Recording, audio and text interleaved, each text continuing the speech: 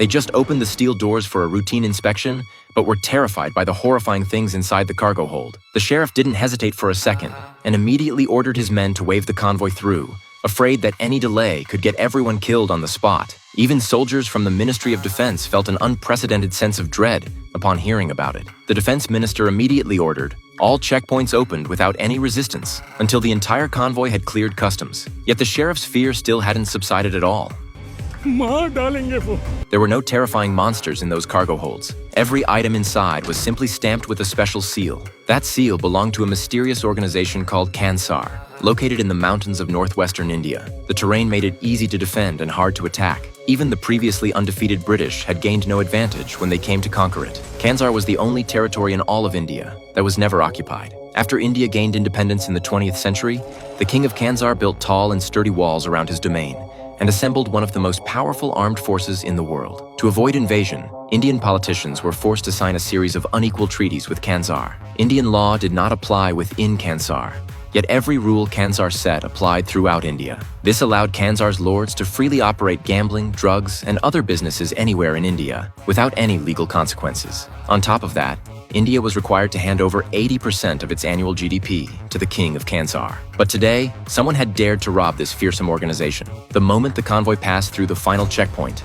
a missile was suddenly fired from the mountaintop. Several trucks were instantly blown over. The escort team immediately grabbed their weapons and prepared to fight back. At the same time, dozens of Gatling guns on the hillside were activated simultaneously. A fierce gunfight quickly broke out between both sides. Due to the disadvantageous terrain, the unprepared escort suffered heavy casualties.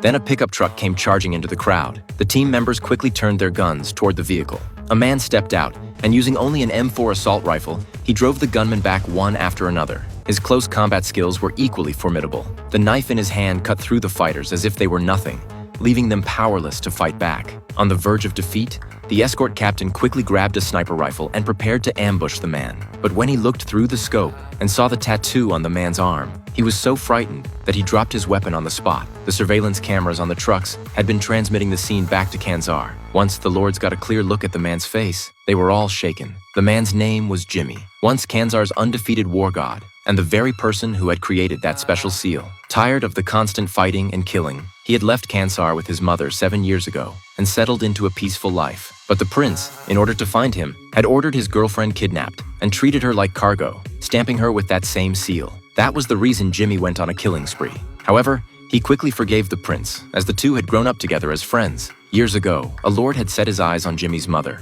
and sent men to kill Jimmy's entire family in order to possess her. Just as his mother was about to be violated, the prince appeared. But he was still just a child, and the lord paid him no attention. To save Jimmy's mother, the prince, without hesitation, removed the largest bracelet on his wrist and threw it to the lord. Receiving a bracelet signified receiving a piece of territory. The lord was overjoyed. This territory was larger than all his other lands combined. He took it and left with his men, and that was how the mother and son were saved. Now, with the king away on business, several factions within Kansar were preparing to rebel. To win the fight, they had even brought in elite forces from various countries. But the prince had angered the king deeply by giving away the bracelet without permission back then. Losing the bracelet meant losing all the businesses, resources, and everything else tied to that territory. So the king stopped relying on the prince, leaving him with no real power for 20 years. He had no army at his disposal whatsoever, only a few brothers who had gone through life and death together with him, and Jimmy was one of them. With the conflict drawing closer, the prince had no choice but to use this dishonorable method to force Jimmy to show himself. He never had any intention of harming Jimmy's girlfriend. In the end, after the prince's repeated requests, Jimmy agreed to return and take part in the fight. But on the way back, they came across a deeply eerie village. Women there had no status whatsoever, and even young girls could be seized and forced into marriage.